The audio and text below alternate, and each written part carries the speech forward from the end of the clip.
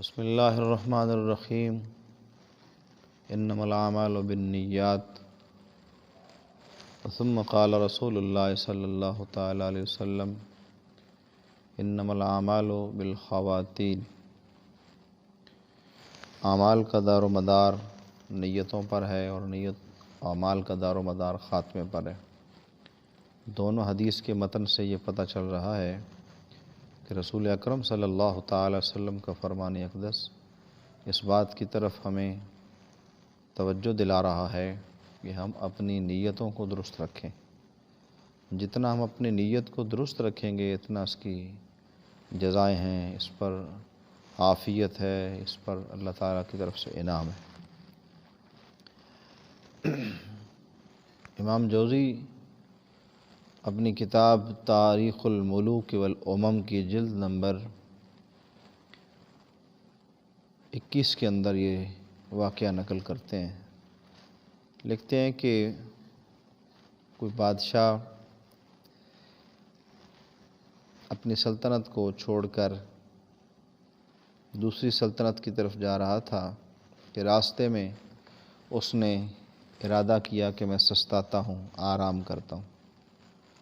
اس نے دیکھا کہ ایک چھوٹی سی کٹیا ہے اور اس کے اندر کوئی رہنے والا رہ رہا ہے۔ اس نے کٹیا کے پاس جا کر آواز دی۔ یہ کسی ایران کے بادشاہ کا واقعہ ہے۔ اس بادشاہ نے جب آواز دی تو اندر سے بچہ یا بچی کوئی بھی وہاں سے نکلی اور اس نے پوچھا کہ آپ کو کیا طلب ہے ہم سے؟ کہنے لگا کہ مجھے پیاس لگی ہے، میں پانی پینا چاہتا ہوں۔ وہ بچہ جو اس جھونپڑی میں رہ رہا تھا، اس کٹیا میں رہ رہا تھا، اس کے فیملی رہ رہی تھی، اس کے خاندان والے رہ رہے تھے، تو وہ دوڑا ہوا گیا اور جا کر اس نے ساتھ ہی ایک باغ سے گنا توڑا اور توڑ کر اس کا رس لے کر آ گیا۔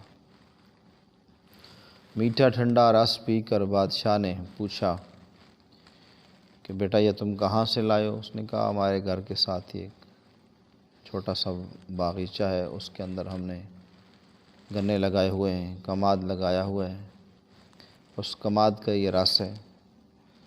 تو وہ اتنا اچھی نسل کا کماد ہے کہ ہم توڑتے ہیں اور توڑ کر اسے ہاتھ میں پکڑ کر نچوڑتے ہیں تو فوراً اس کا پانی نکل آتا ہے، وہ بڑی نرمی سے اس کا پانی نکل آتا ہے۔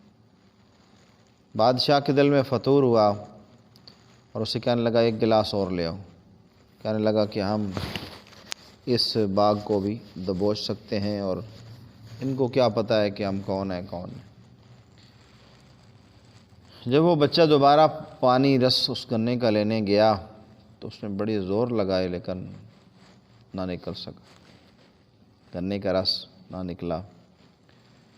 وہ واپس روتا ہوا اس بادشاہ کے بعد پاس آیا تو کہنے لگا کہ بادشاہ نے رونے کی وجہ پوچھی۔ اس نے کہا میں نے بڑا زور لگایا ہے لیکن گنے سے رس نہیں نکلا۔ مجھے لگتا ہے کہ بادشاہ اپنی رعایا پر بد نیت ہو گیا ہے، ہمارے ملک کا بادشاہ، تو اس کی نیت کے فطور کی وجہ سے یا کسی شخص کی نیت میں فطور آ گیا ہے جس کی وجہ سے یہ معاملہ ہو گیا۔ اب اس نے جب یہ بات سنی تو اس کے دل کے اوپر چوٹ لگی، اس نے فوراً اپنی نیت بدل دی اور کہنے لگا بیٹا دوبارہ جاؤ، ذرا کوشش کرو۔ جب گیا تو اس نے دوبارہ اسی طرح گنے کو توڑا اور توڑ کر پکڑ کر نچوڑا تو پیالہ بھر کے پانی کا لے آیا۔ 2-4 گنے توڑے اور توڑ کر اسی طرح نچوڑ کر لے آیا، یعنی پہلے والا معاملہ بحال ہو گیا۔ جب وہ وہاں پہنچا تو بادشاہ نے اس سے پوچھا کہ کیا تم نے گنے سے پانی نکالی؟ اس نے کہا ہاں بالکل اسی طرح، جس طرح پہلے رس نکلتا تھا اس طرح اب بھی رس نکل آیا۔ تو بادشاہ نے یہ نیت کی کہ زندگی بھر میں کسی کے متعلق بری نیت نہیں رکھوں گا۔ اس سے مراد یہ ہے کہ ہمیں اپنی زندگی کی بہت ساری چیزیں ایسی ہیں جو نیت کے فطور کی وجہ سے نہیں ملتی ہیں۔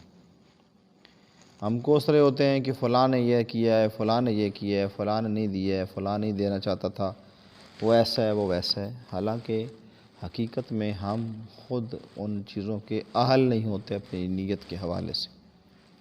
اگر ہم اپنی نیت کو درست کر لیں تو دنیا کی کوئی طاقت بھی ہمارے ان کاموں کو روک نہیں سکتی۔ اللہ تعالیٰ اخلاص نیت والے زندگی نصیب فرمائے، آمین بجاہ النبی الکریم۔